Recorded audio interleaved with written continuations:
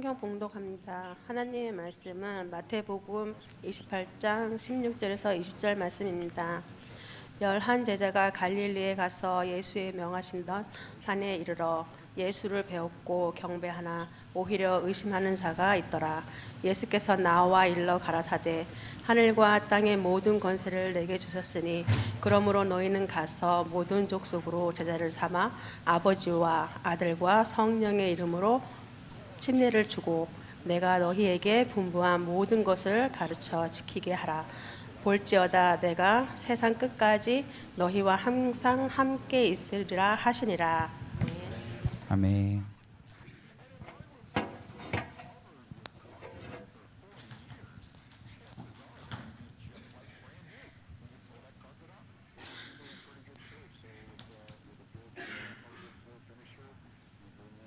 죄송합니다.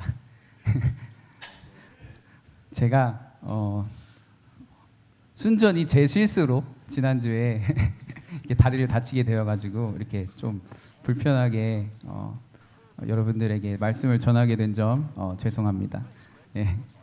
앞서 저희가 광고했던 것처럼 현재 담임 목사님과 사모님께서 목사님 그 암 조직 검사를 위해 한 달 동안 한국 방문 중에 계십니다. 우리가 계속해서 이 목사님의 건강의 회복과 주님의 치유하심을 위해 계속해서 기도하시고 또 두 분이 안 계시는 동안에도 이곳에서 우리의 믿음이 흔들리지 않고 오히려 더 성장하고 견고해지는 시간이 될 수 있도록 함께 더 열심으로 신앙생활 하시는 모든 성도님들 되시길 주님의 이름으로 소망합니다. 오늘은 제가 지난 한 달간 목사님의 설교를 들으며 묵상하게 된 말씀을 여러분과 나누려고 합니다. 아마 오늘 설교 제목을 보면서도 여러분들이 이미 눈치를 채셨을 겁니다. 왜냐하면 제목이 지난달 담임 목사님께서 우리와 나눠주셨던 그 주제와 똑같지 않나요? 네, 그래서 다 아시다시피 지난달의 주제가 뭐였죠? 흔적을 남기는 삶이었습니다. 우리가 어떤 흔적을 남겨야 한다고 말씀하셨죠? 예수님을 믿는 믿음의 흔적, 믿음을 지키기 위한 선한 싸움의 흔적, 내가 손해를 보더라도 주님의 긍휼한 마음으로 인내하며 감수하는 인생의 착한 흔적, 또 예수님을 더 가까이 하려고 기도와 찬양을 쉬지 않는 그 흔적을 남기는 삶을 살아야 한다고 목사님께서 우리에게 말씀해 주셨습니다. 지금 죄송한데 혹시 그 이펙트가 켜져 있나요? 이펙트 좀 꺼주실 수 안 켜져 있나요? 알겠습니다. 그래서 그런 흔적들을 많이 남기는 살으라고 목사님께서 말씀해 주셨는데 저도 이 말씀들을 들으면서 많은 은혜를 받게 됐고 또 이런 흔적들을 많이 남기는 삶을 살아야겠다고 매주 다짐하는 시간을 가졌습니다. 이런 마음으로 기도하면서 오늘 설교를 준비했더니 주님께서 한 번 더 저에게 우리가 이 땅에 그리스도인으로 살면서 꼭 남겨야 하는 그 흔적에 대해서 묵상하게 하시고 또 오늘 여러분과 말씀을 나눌 수 있는 기회를 허락하셨다고 믿습니다. 오늘의 설교 제목은 흔적을 남기는 삶, 그 시리즈의 번외편으로 제목은 제자를 삼는 삶입니다.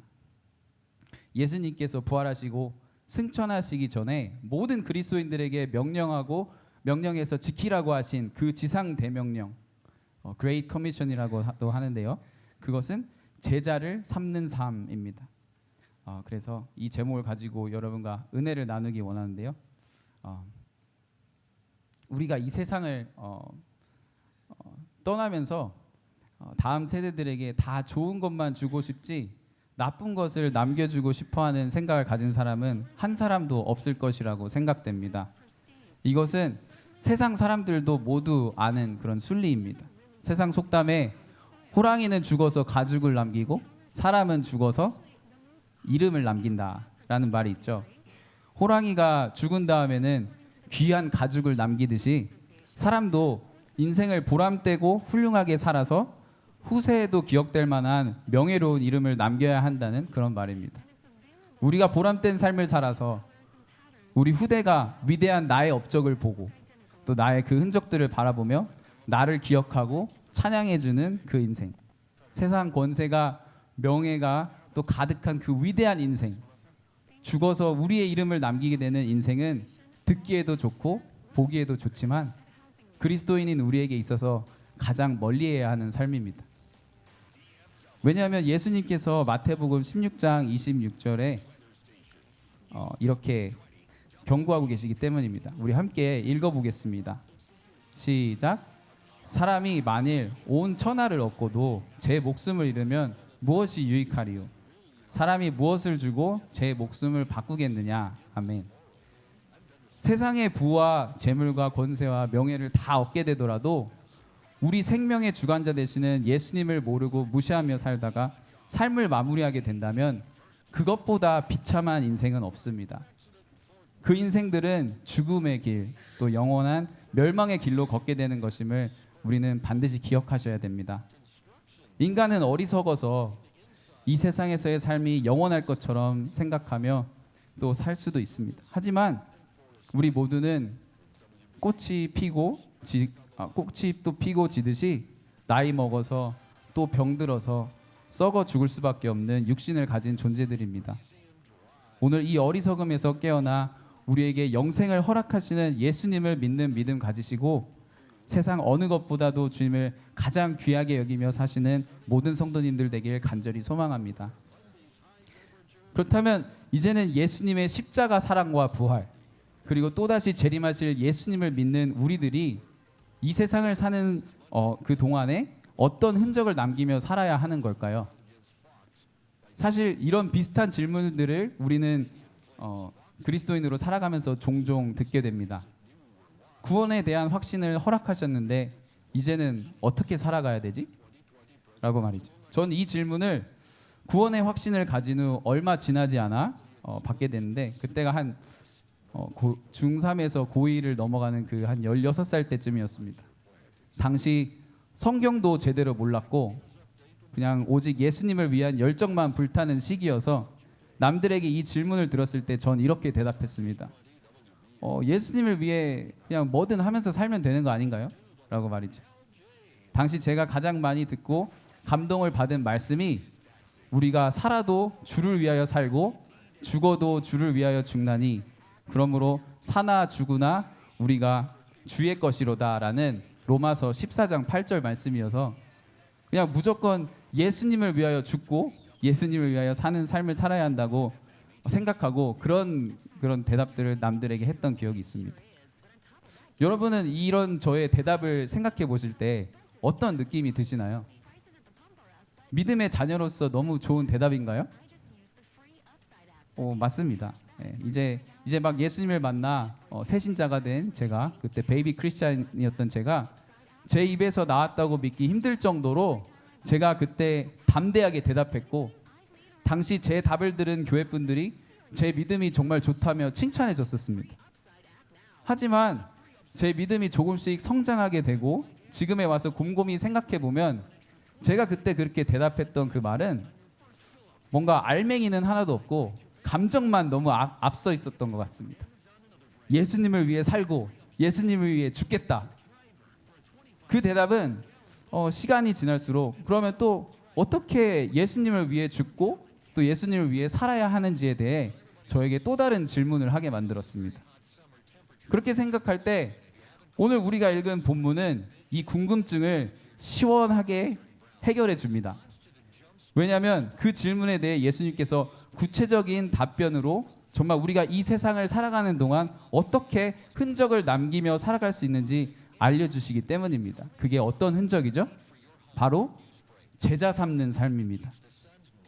예수님께서는 우리에게 가서 제자 삼는 삶을 살아라고 말씀하시는데 오늘 본문을 보시며 주님께서 이 말씀을 전하실 때 도대체 어떤 마음으로 이 지상 대명령을 내리셨는지 또 어떻게 우리가 제자를 삼아야 하는지 함께 알아보는 시간을 가지면 좋겠습니다.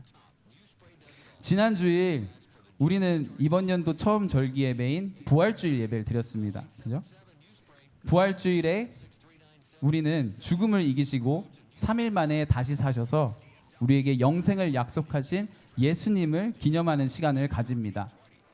그런데 여러분 예수님께서 이렇게 부활하신 후에 얼마 동안 그 부활하셨음을 그의 제자들과 세상에 증거하고 가셨는지 기억하시나요? 우리가 주로 예수님의 일생을 배경으로 한 영화들을 보게 되면 예수님은 부활하신 후 그 제자들에게 자신을 보이십니다. 그리고 그 후에 얼마 지나지 않아 바로 하늘로 승천하시는 장면이 나오면서 영화는 끝나게 되죠. 그래서 우리가 생각할 때 예수님께서 부활하신 후 한 일주일 정도는 계시지 않았을까? 그렇게 생각할 수 있습니다. 하지만 성경에서 보면 예수님께서는 부활하시고 난 후에도 무려 40일이라는 오랜 시간 동안 이 세상에서 계셨다고 이야기하고 또 40일 동안 하신 많은 일들을 기록하고 있습니다.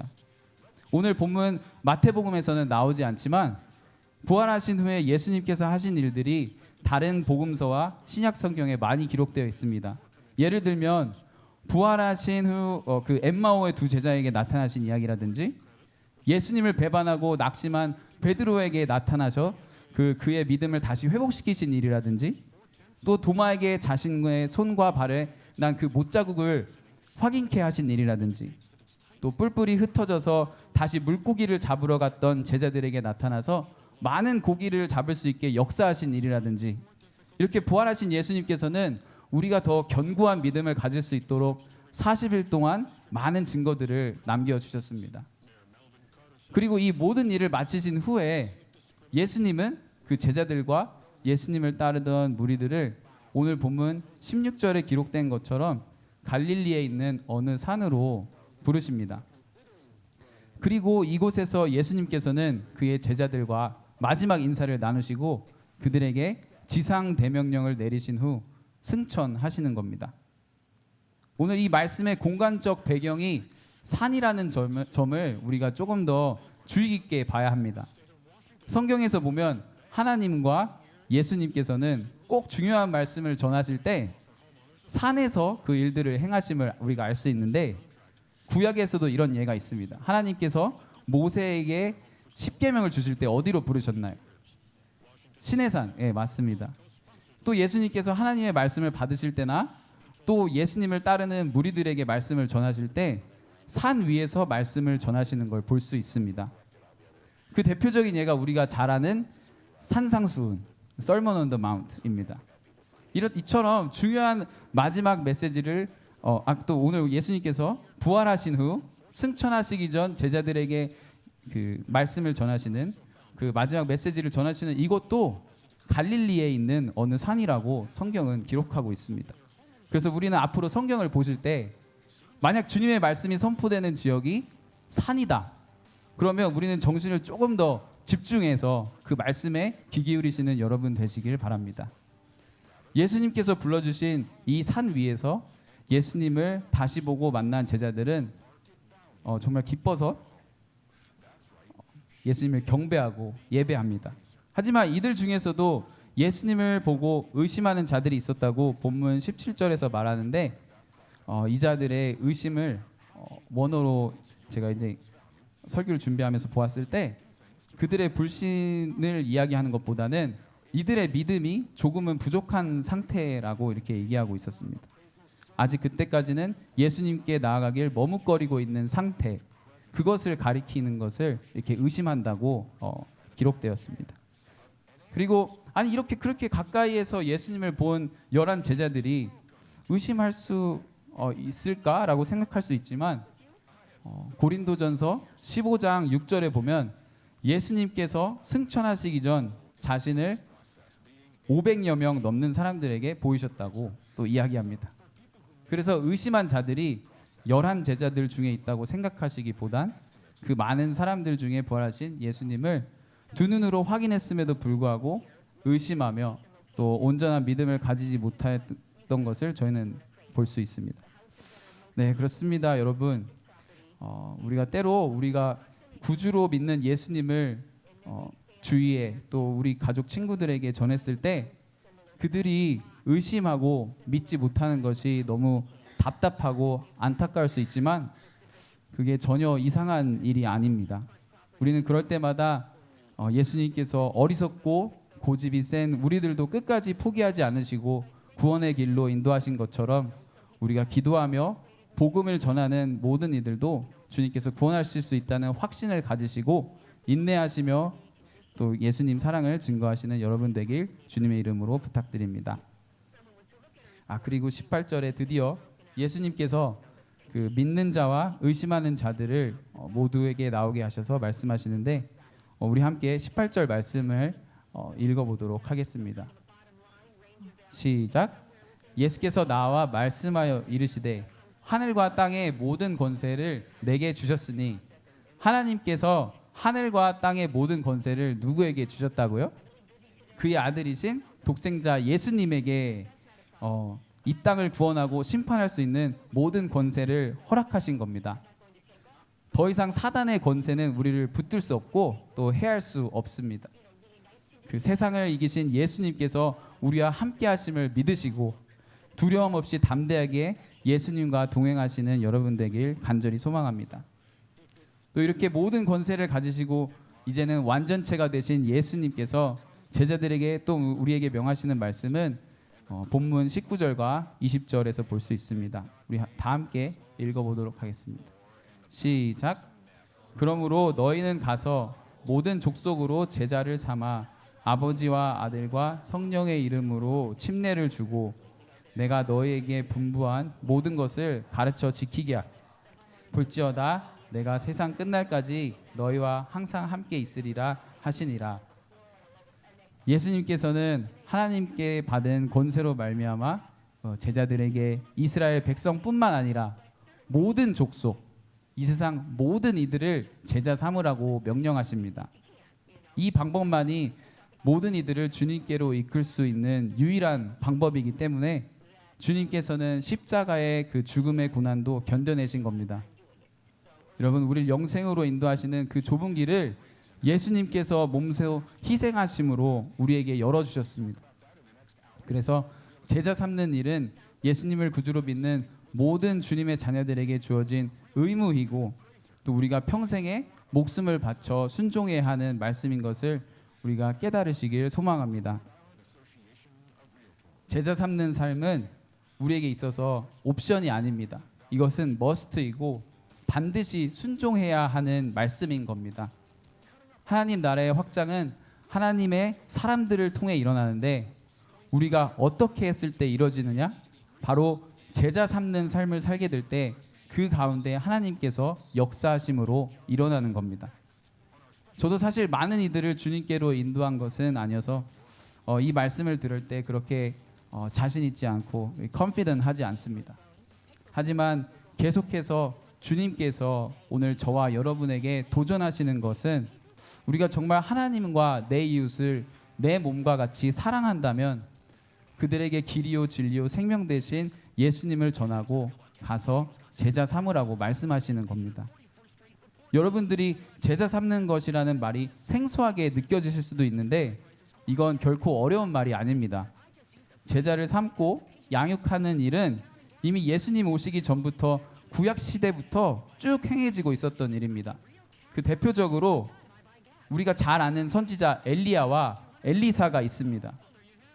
엘리야가 자신의 뒤를 이을 선지자로 엘리사를 가르치고 또 제자 삼는 이야기가 있어요.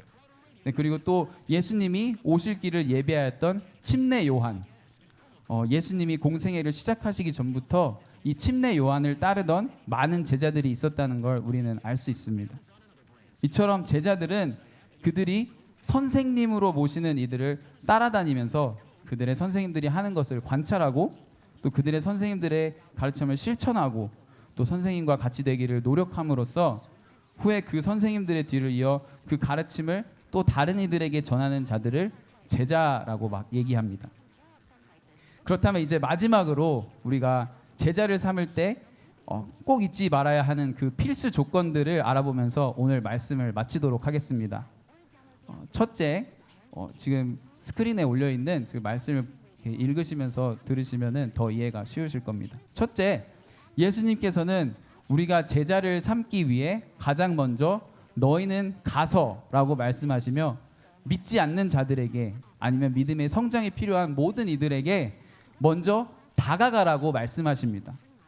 믿지 않는 사람들이 우리의 선한 영향력에 그냥 반해서 그 매력에 끌려서 예수님을 알고 싶어요. 알고 싶다고 다가온다면 정말 땡큐지만 대부분 이런 일이 일어날 확률은 희박합니다. 정말 마른 하늘에 날벼락 맞을 확률과 비슷하다고 생각하시면 되고 먼저 다가오기를 기다리는 것이 아니라 우리가 먼저 다가가서 예수님의 사랑을 전파하시기 바랍니다. 네, 그리고 둘째는 예수님께서 우리가 제자를 삼기 위해 그들에게 아버지와 아들과 성령의 이름으로 침례를 주라고 말씀하십니다. 침례를 받음을 통해서 우리는 우리의 죄를 위해 예수님께서 죽으셔서 장사되셨던 것과 다시 부활하셨음에 나도 참여하겠다는 그 공적으로 그 믿음의 공동체인 교회에 공표하는 것입니다. 또 이 침례를 통해 우리가 자연스럽게 예수님과 또 그 믿음의 공동체와 한 가족이 되고 또 하나님 아버지와 그의 아들 예수 그리스도 또 성령님 삼위일체의 하나님을 인정하게 되는 것입니다. 또 셋째, 마지막으로 예수님께서 제자를 삼기 위해 우리에게 명하신 것은 제자가 되기로 결심한 이들에게 예수님께서 분부한 모든 것을 가르쳐 지키게 해야 한다는 겁니다. 예수님을 믿고 침례를 받아 제자의 길을 걷기로 한 그 결단한 이들에게 예수님께서는 3년 동안 함께 하시며 보이시고 들려주셨던 모든 말씀들을 가르쳐 지키게 하라고 말씀하십니다. 이론적으로 볼 때 제자를 삼는 것이 그렇게 어렵지 않습니다. 하지만 어느 누구도 쉽게 제자가 될 수 없음을 우리는 알고 있습니다. 예수님도 알고 계십니다.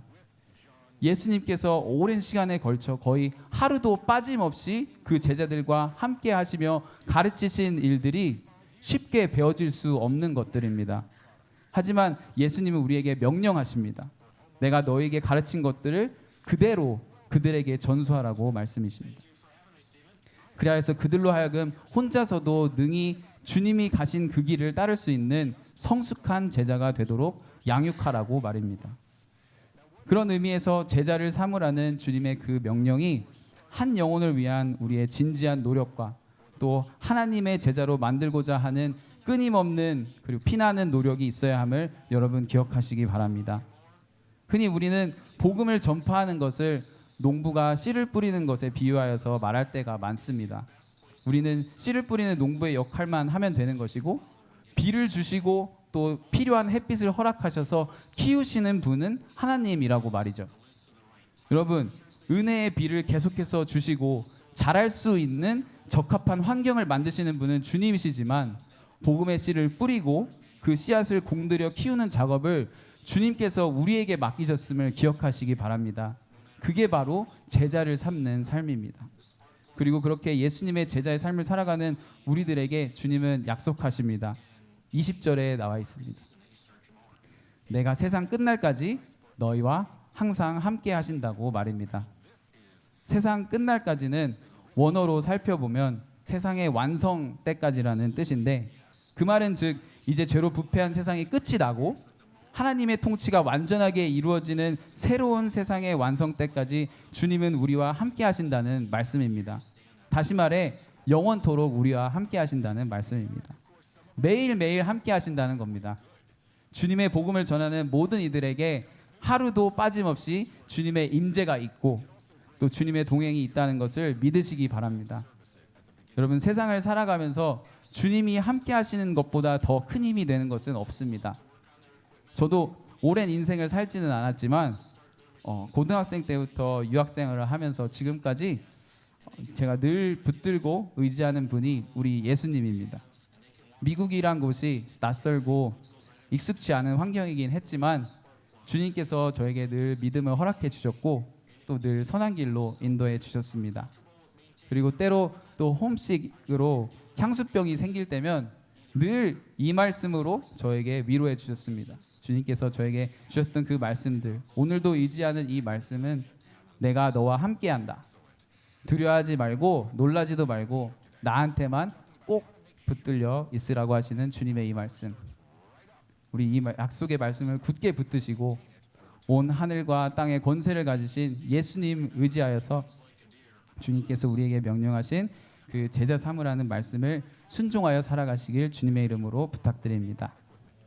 네, 주님이 필요한 모든 이들에게 여러분 먼저 다가가시고 그들에게 삼위일체 하나님의 이름으로 침례를 주시고 또 주님의 말씀을 가르쳐 지키게 하셔서 그렇게 제자 삼는 삶을 살아 남은 인생 가운데 주님 기뻐하시는 흔적들만 남기며 살아가시는 우리 모든 여러분들 되시길 주님의 이름으로 간절히 소망합니다. 우리 함께 기도하시겠습니다.